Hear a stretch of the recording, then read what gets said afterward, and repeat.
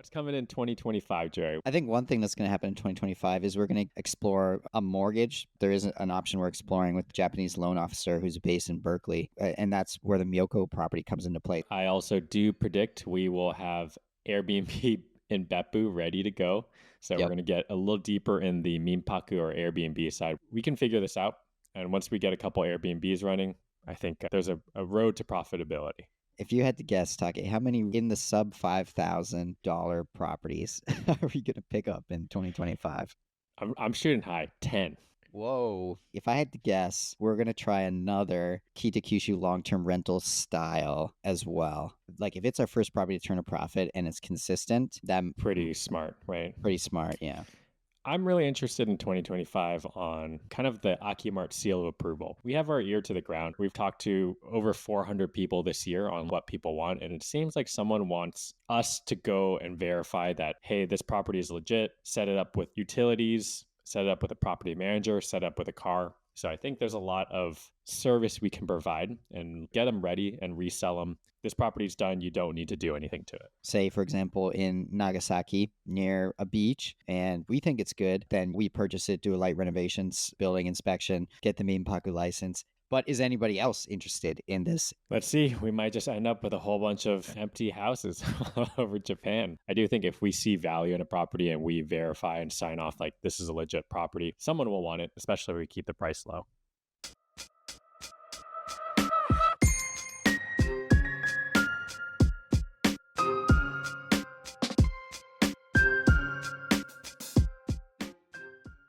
Welcome back, everybody, to another episode of the Buying a House in Japan podcast. Our first test video episode from our own homes. You're looking fly, Joey. I have never seen you in this kind of setup. This is like a news reporter setup right here. You got the MacBook, you got the what kind of cup you got? What's the desk setup here? Viva Las Vegas Okay. cup I got going on. For the listeners, we've been doing this mostly audio podcasts, and we recognize a lot of feedback that we should be doing this as a video clip. So we bought the gear, we bought the stuff. Now it's us kind of just dialing in our setup. And we'll make tweaks as we go along. Keep getting better at it. All right. Jumping into it, Take, did you take a listen? So I know me and Take talked yesterday about 1 year ago today, we did a 2024 recap and a 2025 predictions episode. Some we completely, like, for example, I think in one of them we said, okay, JLux, we're going to have Airbnb, like first Airbnb guest, have the Minpaku license and everything, February 2025. It did not turn out that way. It's December 2025, and we are not very close to having that goal achieved, but the goal has also changed. So I just want to say, like, it was interesting to listen to our predictions. We were way off. They're also on some things. We did say, hey, we're getting a podcast producer. Shout out to Devin, who is helping us mix this right now. We were way off, though. Yeah, I think some of the big highlights. And actually, before even going into it, if you're new to the channel, my name's Take. This is Joey. We are college friends who studied abroad in Tokyo. We have made a website called AkiyaMart, which is kind of like the Zillow of Japan. We are now helping people through the purchase process, and we are 100 and some number episodes into this podcast, and at 100 likes, Joey, congratulations. We broke the ceiling. Omedetou. Congratulations. 100 likes. That's pretty good. Yeah. And going back to our story, we've purchased 6 Akiyas to date. We've helped about 100 to 150 people through the purchase process. So we are, at the end of the day, 2 regular dudes who have worked in tech who are just trying to build a better solution. But going back to our recap, last year, I think at the end of 2024, we said we were going to have we were talking about Kita-Kyushu, one of our long-term rentals. We're like, oh, we're going to get 10 of those. We were talking about a product called AkiMart Seal of Approval, where we were going to go in and do home inspections and like set people up for success, which that was partially success. But Joey, from your perspective, what was the biggest, difference in what we thought we were going to do and what we're doing now? Biggest one for me is, I believe, so it was 1.5 podcast episodes I listened to from about a year ago, and I can't remember which episode it was on. But at that time of recording 1 year ago, I remember us saying, I heard us saying again that Beppu, JLux, our property in Beppu down in Kyushu, our very first property, was the one we were most emotionally attached to. Mm. when we were saying stuff like we had spent the most time there, most emotionally attached to it. It's our favorite property, and that's really changed. I would say it's the Tama property now that is the clear favorite. For this past year, I believe I visited Beppu maybe twice for short periods of time, but I spent the majority of time at the Tama House location. So I thought that was the biggest change.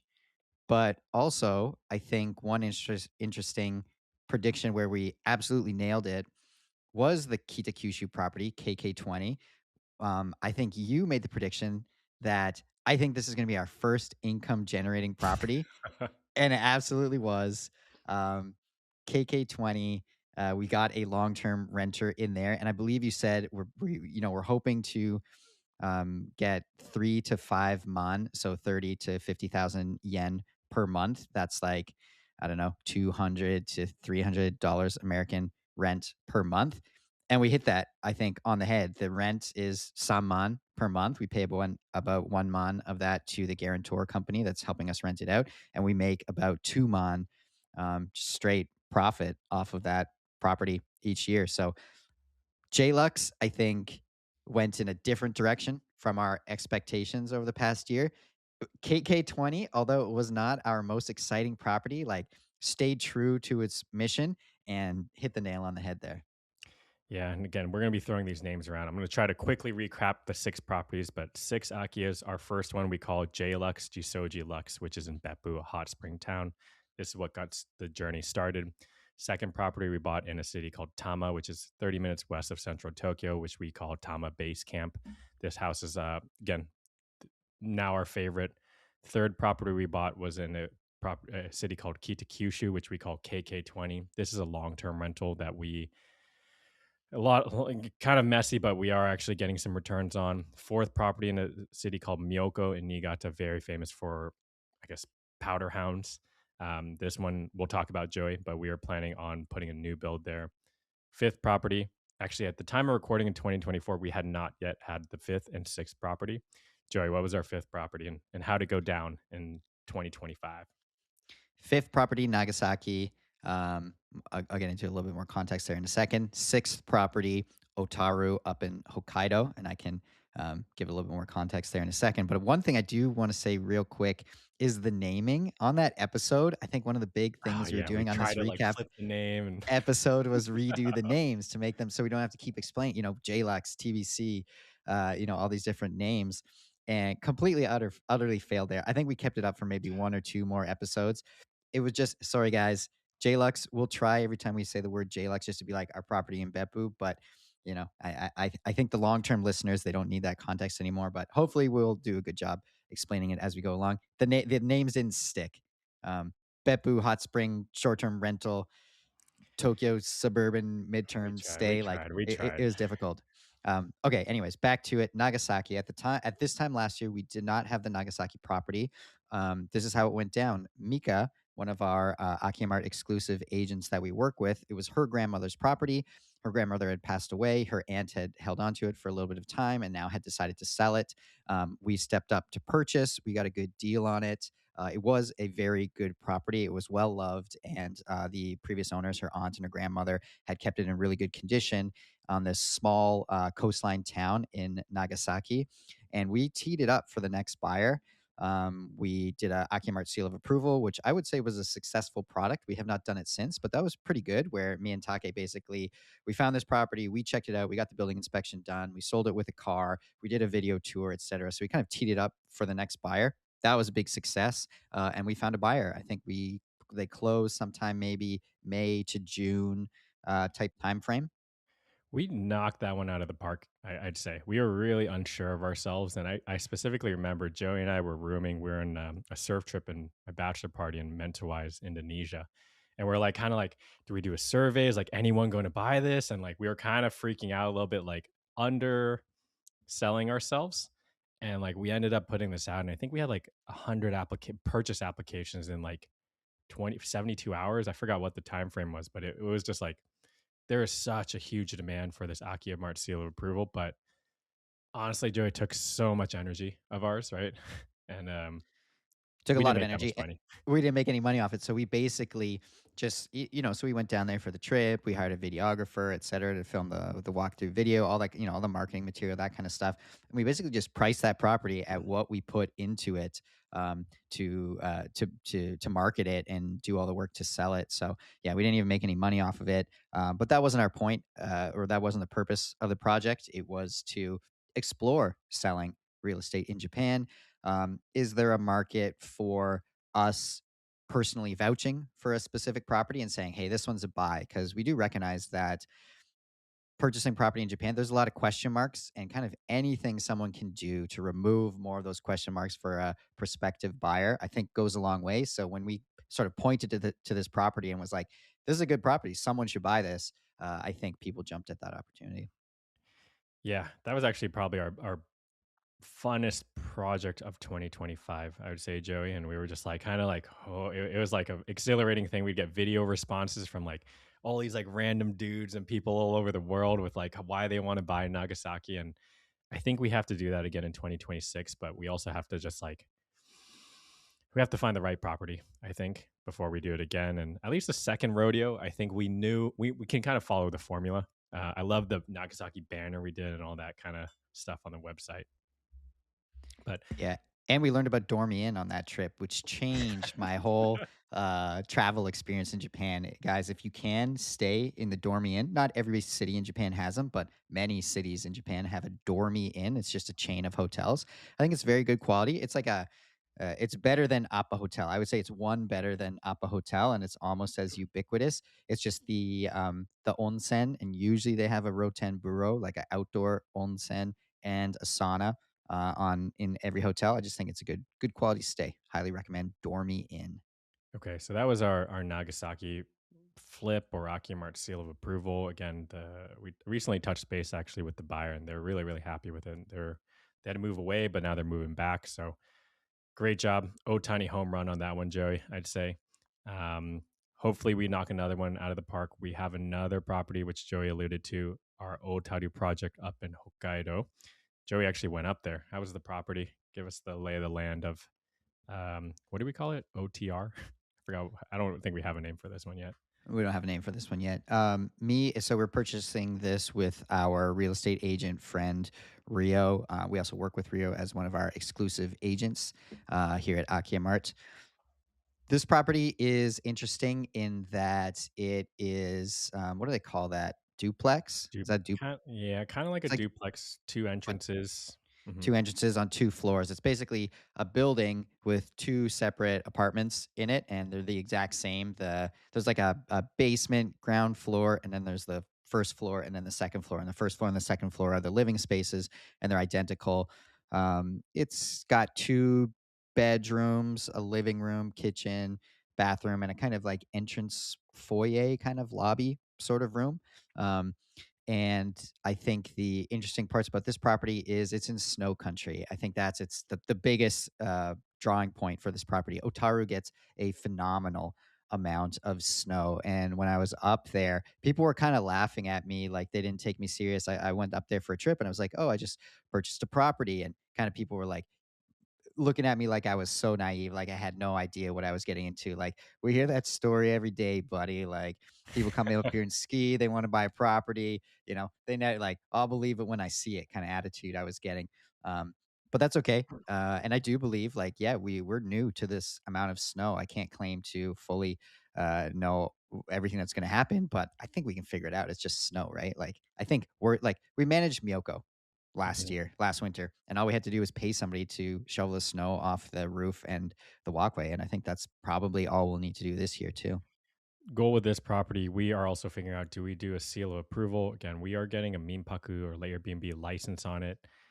We are starting to like build the infrastructure for higher production videos and marketing that I think we are well positioned, Joey, to sell this to the right buyer, specifically after this season. So I think we're going up there in February, maybe shooting some stuff, checking out the city. So if you are up in Otaru in February, give us a holla. Yeah, a Plus, second seal of approval is what we're aiming for with this property. so in our prediction video last year, we thought we were going to buy like way more properties. We bought two, which I think is pretty good. But the wild card We here, said 10. I think we said yeah, like er, 10 more Kita Kyushus. that Did would have not been that wouldn't have been a bad idea. If like Keaton. What I do think Keaton had a money making strategy there. It's unglamorous strategy and it's like a slow build, like very slow build, but I think it works. think it works, but it's just not.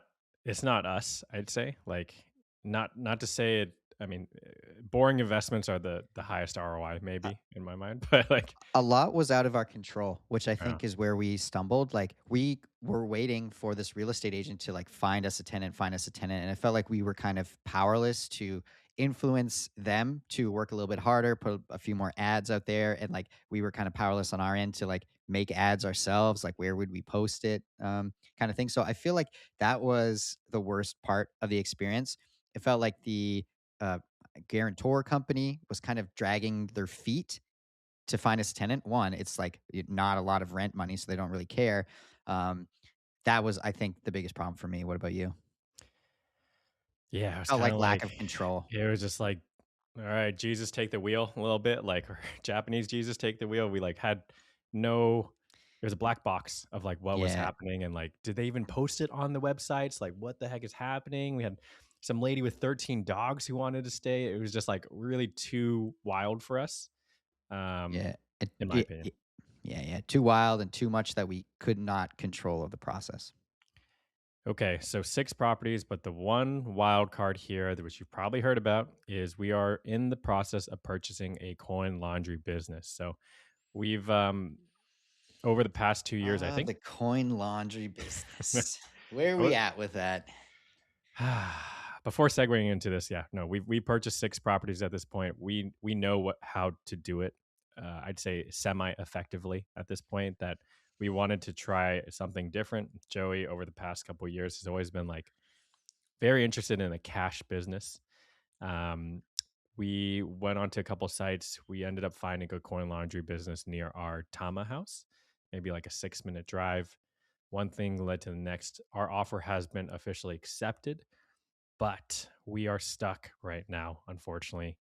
I believe the landlord has not given us the thumbs up, but everyone else in the transaction has. Yeah, quick, tiny bit of context here. This is our first attempt at buying a small business. And I don't know if this was our mess up or maybe this is going to be very common in the small business landscape in Japan. But this is this previous or still currently, this business is a sole proprietorship. There's no business entity, there's no LLC or GK in Japan or corporation. There's nothing like that. It's just a guy, old guy running a business out of a rented retail space. And so what we're purchasing, we're not purchasing a business. We're purchasing the assets that come with this business and sort of the introduction to the landlord and some not a right, but kind of like a gentleman's agreement to continue this lease and running this business. And so that's kind of the setup there. And so the step we're at right now, sellers agreed. There's like an intermediary company helping us interact with the seller, and everyone's agreed to sell this business to us. It's the landlord that's the last step. So we need to sign a new tenancy agreement because there's no business entity that is continuing this tenancy agreement. It was this old man, previous owner, that had this lease agreement with the landlord. And now, since he's moving out of the picture, it's a brand new lease for us to sign, to continue this business in this location. And for whatever reason, we can't figure it out. The seller can't figure it out. The intermediary company we're working with can't figure it out. The landlord is just being unresponsive. It's not a no. It's not yes. It's just complete like I don't know what sort of communication has happened there, but we've signed the tenancy agreement and we're just waiting for him to sign it. Yeah, it kind of sucks. It's been like it feels like it's been 2 months where it's like, all right, everything is good, but this is also very it parallels, I think, the Akia purchasing process in a lot of ways, and I think it's Quirkiness. yeah, it's an opportunity for us, I think, especially from a Western perspective of like how what is happening here? How do we build transparency into this? Like, how do we make this better? Because from a customer experience perspective, like this sucks. I think we've done I feel like we've done everything very above board and been very generous and over Mhm. communicative that we're, I would like to say, very good buyers at this point. And we actually have a Japanese company that is buying this in Tama with business card, Japanese person. Like I don't know, maybe Yep. maybe there's something up here, but I'm not sure. If there's this much friction to buy a, in cash a coin laundry business in Japan, something's wrong. Yeah, and like I can't. I think it was the intermediary company. At one point, they're like, "Oh, we think he's a very busy person, so apologies. It might just take a little bit of extra time for the Yeah. Mister Landlord to come sign this." But like, it's been 2 months. Like, no one's this busy. Like, no one is making like a little bit of controvert, but like even Trump is making business deals while he's the president. Like, if Trump can continue to make business deals, like this landlord is not busy enough to keep just to prevent him from making business deals. So, I feel like. I'm not sure what's going on. I don't even have a hypothesis for this. We will record more here. We are documenting kind of like with a Miro chart kind of thing of like the flow of how this has been. Hopefully 2026 is the year of the coin laundry, Joey. The year of the small business game for us, but who knows? We could be back at you know square one. We even busted out old faithful strategy, which worked with Miyoko. Although I don't, Miyoko, like, so we wrote a handwritten letter to Yeah. the landlord, and we did this with. I believe we did this with Miyoko. I don't know if it was a handwritten letter. Taki, you wrote something, right? I think we sent it, even though in retrospect, like nobody would have cared about the letter. I think it was a lawyer that got it or something I like think so too. But we, Keaton, actually back to Keaton, who helped us with KK20, our very first profitable Akia, let's go. uh, told us this story.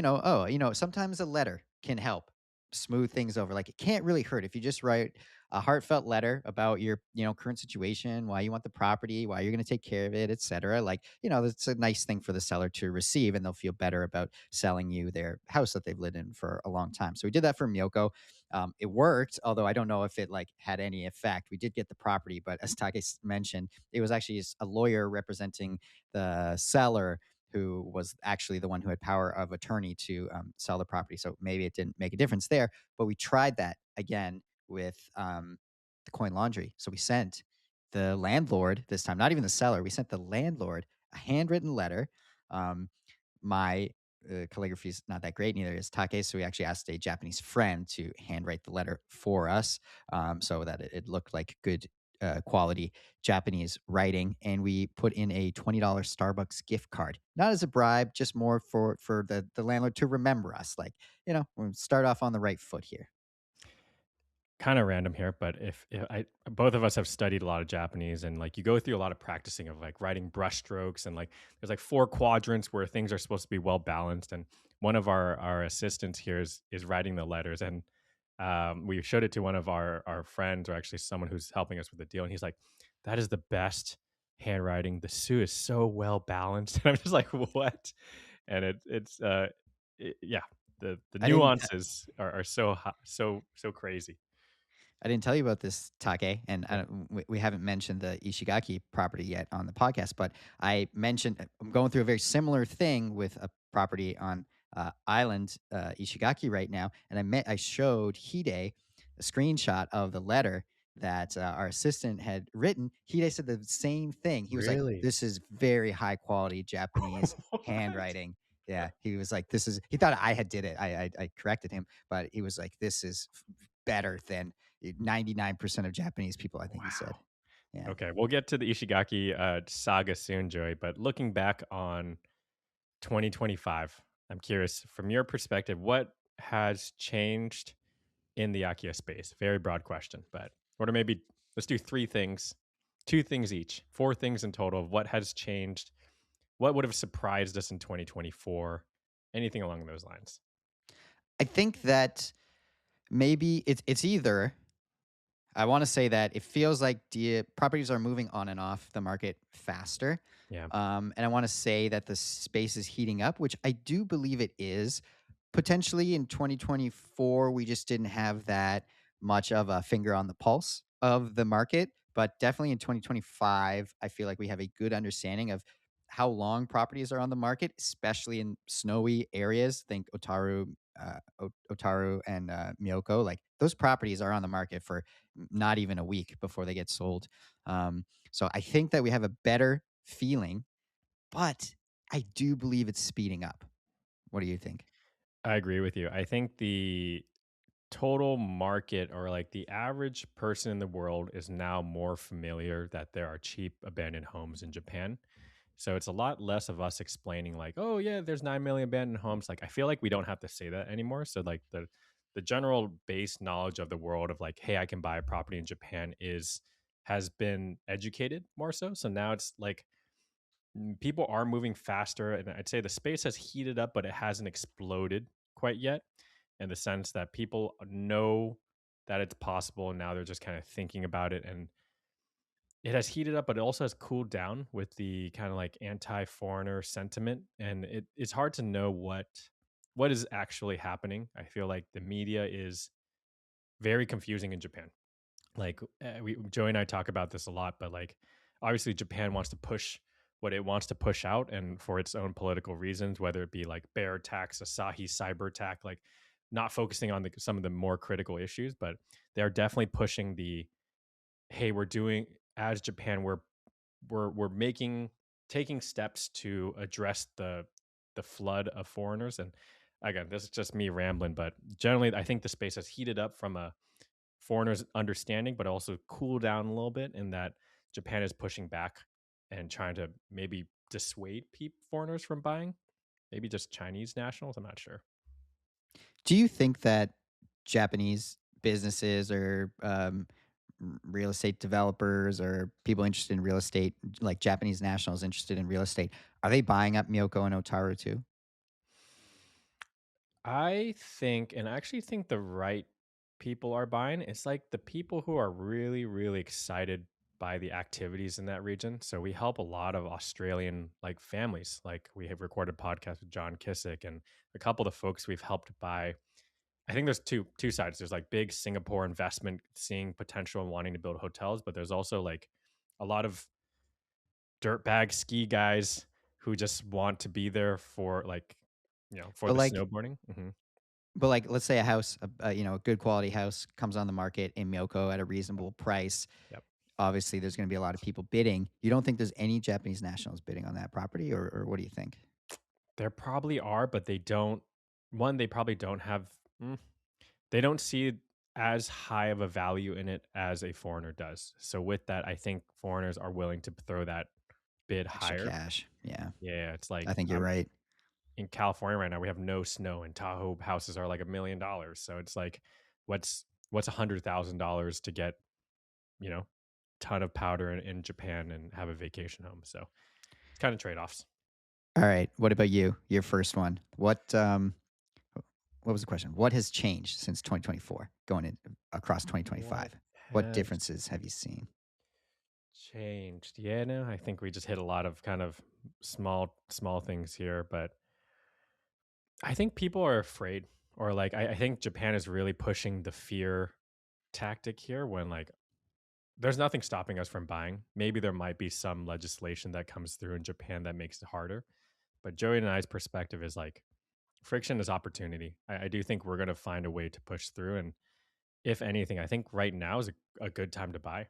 Um, but hard to say. I think, yeah, the public, the masses just hear what they see here on Instagram or on the news or whatever Japan is putting out. But I see there's more fear in the space. But what did Warren Buffett say? Like, be greedy when people are fearful or something like that. I think there's a little bit of that element that I would recommend if you really want to be in Japan right now and you love Japan and you want to either move there or have a vacation home. It's still a really good time. Just on that note, I read a article in the Japan Times the other day. I don't know if Japan Times is like I read the New York Times, so I was trying to look for kind of like the equivalent in Japan. I don't know if this is it or not, but I'm testing it out. But so, anyways, take this information with a grain of salt. But I read an article in the Japan Times about this property registration by foreigners, and it was explaining what it expects is going to happen in the near future. And I made some notes here, and just this is according to the Japan Times, what the proposal is right now. Like nothing has changed yet, although is a lot of like fear and uncertainty and doubt in the space. Are foreigners going to be able to continue purchasing property in Japan? What the article said is that they're only proposing that whatever database, national land ownership registry database there is in Japan, they're only proposing that nationality become a field that they include during property registration. So there's no talk yet of banning foreigners from purchasing property. It's just that they want to start collecting data on this. But what I thought was more interesting is they don't even plan to implement this until 2027 or later, according to the article. So there's still like, a 2 year, maybe minimum 1 year, maximum. Like, I don't know. It didn't seem like, how hard is it to add a field? Like, I'm a software engineer. It's very easy to add a field in a database. Again, this is government. Maybe there's other things I don't understand, but that, sort of slow roll timeline I thought was really interesting. And the article also said that the explicit purpose that the government laid out was to address concerns that speculative purchases by foreign citizens has driven up condo prices in Tokyo. Survey data in 2025 showed that 3% of condo purchases in Tokyo between January and June were foreigners not living in Japan. So 3% of condo purchases in Tokyo bought by foreigners, and they're creating all this to address the speculative purchases by foreigners driving up condo prices in Tokyo. So again, I mentioned this before, but I do think it's unfortunate that if it does come down to restrictions on foreign property purchases in Japan, that a very Tokyo centric issue affects the entire country, when that issue of property prices increasing is really only limited to, I would say, maybe Tokyo, Osaka, Kyoto, and then the ski areas in Japan. Lot to unpack there. From one of the impressions, I guess, one of the surprises, or I don't know, whatever I said in the first question, is like the deeper we get into this Akia space, the more inefficiencies we find from a tech perspective. Specifically, I think in Japan, like, what are the chances that the Japan government just has a huge Excel file that's like not clean on this? Like, what? How are they actually storing this? There's no Paper. MLS. Like, is it paper? Yeah. Like, I Japan government, like, how are you guys storing this? I really don't think they're doing this in a tech forward way, and I bet you it's just like a huge Excel file that has not clean data. What would you say, Joey? Like, Maybe Excel, maybe it's probably a mixture of stuff. I think it's probably like it's probably Excel. There's probably some Excel for sure. There's probably some legacy paper there as well. Is probably my guess. It's probably a mixture of things. I think maybe part of the issue, how centralized is it? Is it like local municipal governments have the data right now and it's not quite being shared, and they need to make sure that all those local municipals change and get in line? Like, I do agree it's probably messier than you expect. And just on that note, like recently on AkiyaMart, go check it out. We rolled out a duplicate listings filter. And the reason duplicate listings even exist is, I would claim, because of kind of unclean data at the root of it. So listings on Japanese websites, if you go to Sumo or At Home, they're not tied to the land parcel like you expect with a website like Zillow in America. When you go to Zillow and you go look, you can look at any property in America and see its historical pricing because it's tied to the land parcel. There doesn't need to be a for sale listing. It doesn't need to be for sale right now for you to go and look at a specific property. Whereas in Japan, that doesn't exist. There's no these listings are kind of floating out there in the ether. They're not tied to a land parcel. They're more like Craigslist ads, is what I've been saying. So a seller will put up a listing on Craigslist one, and then they'll put up a listing on Craigslist two. And so sometimes you'll see multiple listings for the same property. And that's why we have duplicates, because they're not tied to a centralized land parcel where it's either for sale or it's not. It's just these amorphous listings that live out there, and different agents can create them and sellers can create them. And so tying that all together was a unique challenge, but I think we made great progress. So go check it out. There's on every listing now on AkiMart, you can go click, and there's you can see duplicate listings where I tie them all together. friction is opportunity. We got so much work we can do here, and yeah, again, worried just the route that Japan's government is going with some of these like 2027 to track a field of where the person's from already. Like, I'm confused, but would love if anyone is in contact with someone in this government space. Would love to chat through, just to understand how they're thinking through things. And Joey, maybe we just make something better and sell it to them. That's true. Government contracts likely very lucrative. Yeah, But I don't want to work for the Japanese government. That's a tough, tough job. yeah, Okay. yeah. Uh, More fun topics, Joey. Hottest area of 2025. Looking back, we've helped again 100 people physically through the purchasing process. We've probably helped a lot of people on the website. Niigata, I like that one. Niigata, I believe. Niigata, number do you one.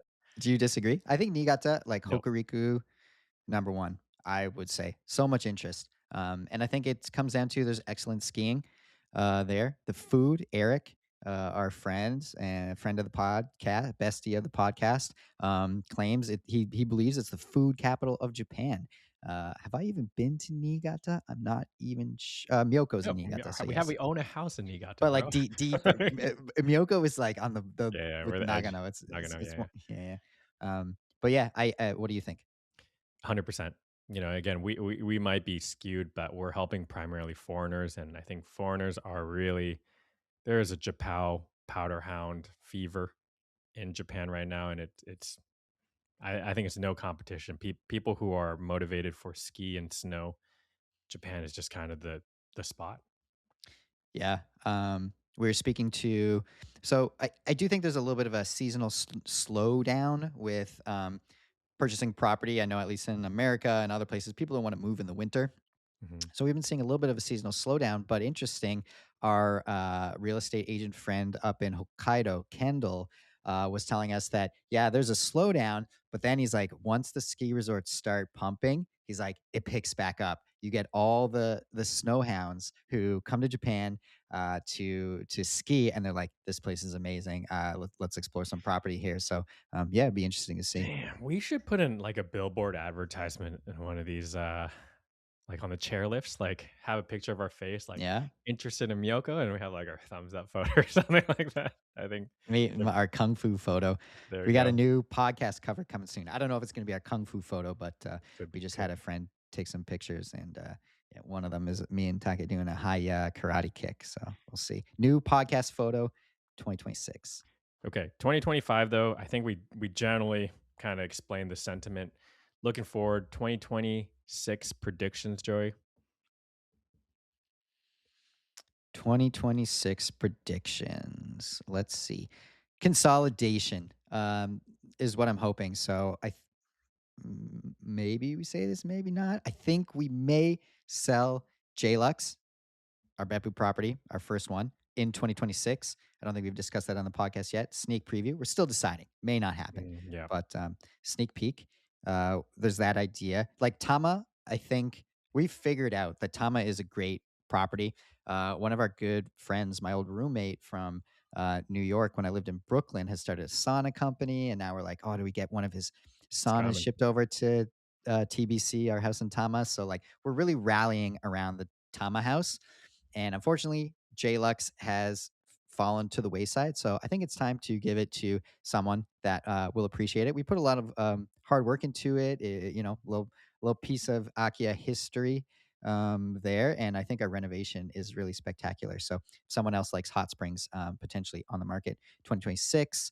Um, in that, also trying to sell Otaru, the property we mentioned before. Great, phenomenal for skiing, I would say. And it's 2 units. So buy with a friend, and you and a friend both have your own apartment in Otaru where you can go skiing every year for the rest of your life.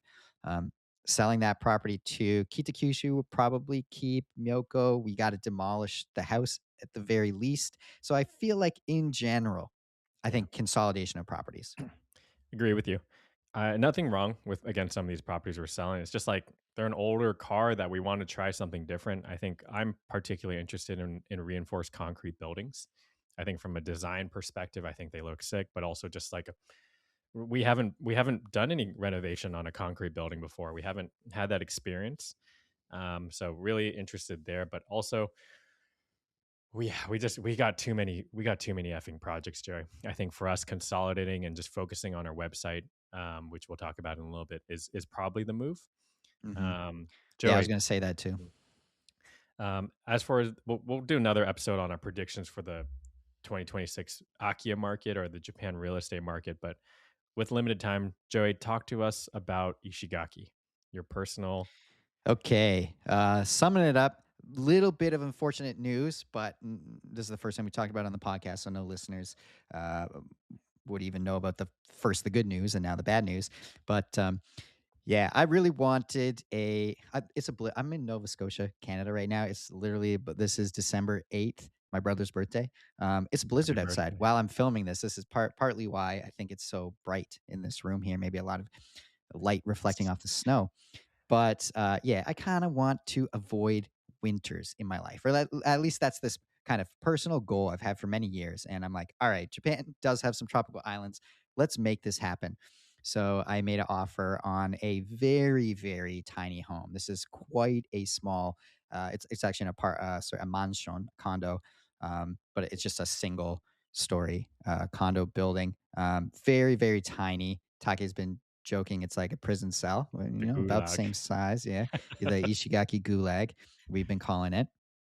And anyways, long story short, I was pretty excited on this. I was working with one of our agents, so I was going through the AkiMart direct process myself. Testing it out, making sure things are running smoothly. And unfortunately, so I offered asking price too. Wanted this property. I was fixated. I wanted to be a good buyer. No issues. And so got I don't know if it was a verbal offer, but things were moving forward smoothly.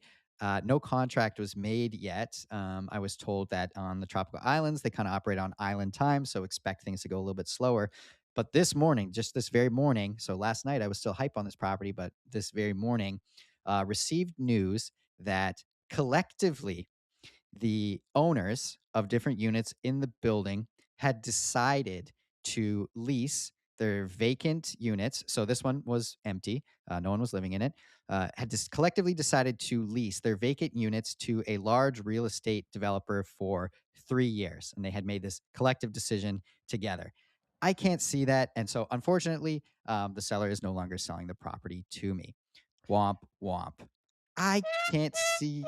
Thank you. Thank you, There you go. Take. Yep, got it. Nailed it. Um, I can't see that. Anyways, so that could be the end of the story. I am going to try to write a handwritten letter to the. Well, I'm not going to write it again. I'm going to get someone with very good handwriting to write it, but I will draft the letter, and then our friend will write it. Starbucks gift card inside. There is a Starbucks on this island, and then that's the last thing I can do. After that, I got to give up and try something else. But I can't see this as anything else other than probably this real estate developer has been maybe bullying or pushing these condo owners. Okay, yeah, first lease them to me for 3 years, and then after that, they'll Just go buy them. buy them. Yeah, they want to buy. They want to demolish this and build something bigger there. So whatever, little guy gets squeezed at the end of the day. So in my letter, I got to take a different route. Like, hey, I actually want to live in this place. Kind of go the community kind of route here. So really putting my money where my mouth is with these handwritten letters. We'll see if it works out.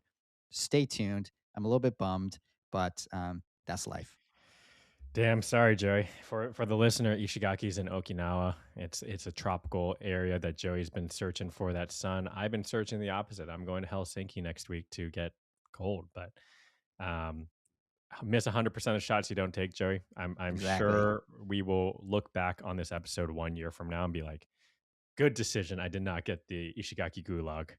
Onwards and Um, upwards. Yeah, something better's coming. If this doesn't work out, something better's coming down the pipeline. hell yeah. Okay, Joey. I think good episode. I think we have to do a follow up on our 2026 predictions on the Akiya market. But if you're a listener and you made it this far, please smash that like button. I think we've actually hit 100 likes at this point. If it's your first time listening to us, keep following us. We are not stopping on this adventure. We haven't even talked about the website. We've done We're going so much full cool stuff speed there. ahead.